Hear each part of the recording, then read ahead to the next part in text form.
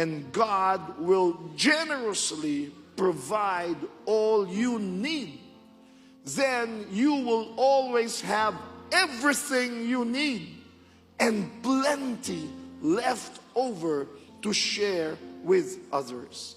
Ang Diyos hindi kuripot. Pag nagbigay ang Diyos, siksik, liglig, umaapaw. Tayo lang ang kuripot ang pag-iisip. Tignan nyo, pag tinanong tayo, kamusta ka na? Ang madalas na sagot ng marami, eto, nakakaraos, nakakatawid, buhay pa.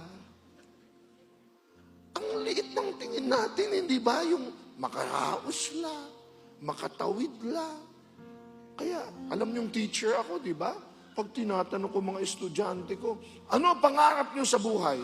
May mga ilang sumasagot, makakain lang ng 3 beses isang araw, sir, masaya na ako.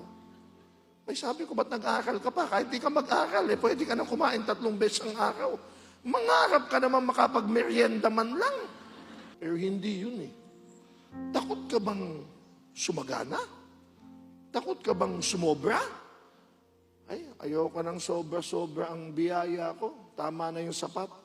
Yung mga takot na sumobra ang biyaya, alam nyo kung ano, bakit sila natatakot? Tanong nyo bakit? Takot mamigay.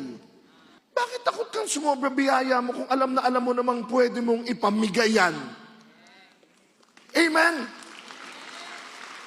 Ayaw mong daluyan ka ng biyaya ng Diyos? Gusto mo, sa'yo lang? Oo, uulitin ko. God generously provide you all you need.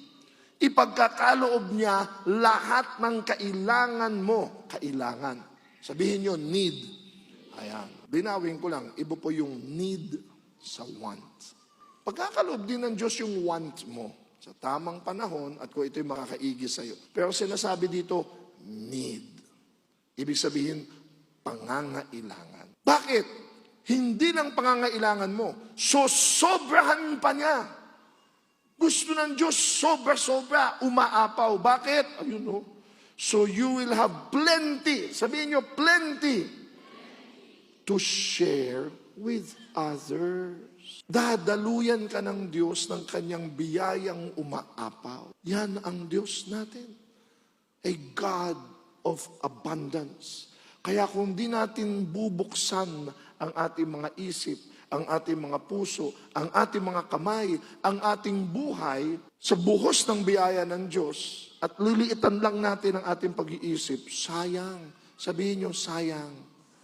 Sayang yung tatanggapin mo para idaloy sa iba.